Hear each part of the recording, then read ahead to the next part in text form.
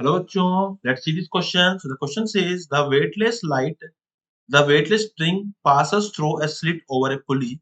The slit offers frictional force F to the string.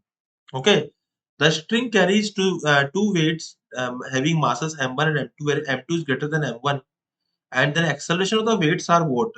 So here we will write that here we will write the key concept that will be used in this question. So key concept is what? F net is equals to mass into acceleration. This is again Newton's second law of motion. So let's redraw the diagram and इस diagram को हम solve करते हैं पूरा diagram को redraw करके solve करते हैं question को. So this is the m1 mass and this is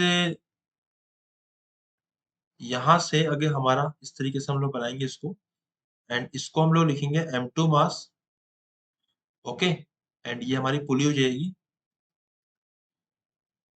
and ये पुली हो जाएगी. तो नीचे की तरफ जो फोर्स लगेगा वो लगेगा m1g, इधर लगेगा m2g और इधर स्ट्रिंग पर यहाँ टेंशन आएगा T2, है ना. तो यहाँ पे टेंशन आएगा T2 एंड हम ये कह सकते हैं यहाँ T1 मान लेता हूँ T1. सो यहाँ पे जो टेंशन आएगा वो T1 आएगा. ओके, तो इसको मैं लिख दूंगा T1, ये भी मेरा हो जाएगा T1, इधर हो जाएगा T2 एंड अगर ये नीचे की तरफ मूव करेगा M2 तो जो फ्रिक्शन फोर्स लगेगा वो भी ऊपर की तरफ लगेगा. सो अगर हम लोग यहाँ पे डायग्राम बनाएंगे या एफवीडी बनाएंगे तो व्हाट आई कैन राइट कि जो हमारा M2 है, ठीक है, मतलब यहाँ पे एक्सेलरेशन में नीचे की तरफ मान लेता हूँ. तो now I am writing the equations. So सबसे पहले m2 की इक्वेशन लिखेंगे तो m2 into g minus t2 this is equal to mass into acceleration, है ना. तो ये इक्वेशन नंबर 1. फिर हम लोग लिखेंगे यहाँ पे, तो यहाँ पे जो हमारा T2 है this will be equal to T1 plus friction force. तो हमारी इक्वेशन नंबर 2 हो जाएगी, है ना. एंड उसके बाद हम लोग इसको लिख सकते हैं T2 minus T1 is equal to friction force. Okay, and हमारी जो लास्ट इक्वेशन आएगी वो आएगी T1 माइनस M1g, क्योंकि अब की बार एक्सेलरेशन इधर हो जाएगा.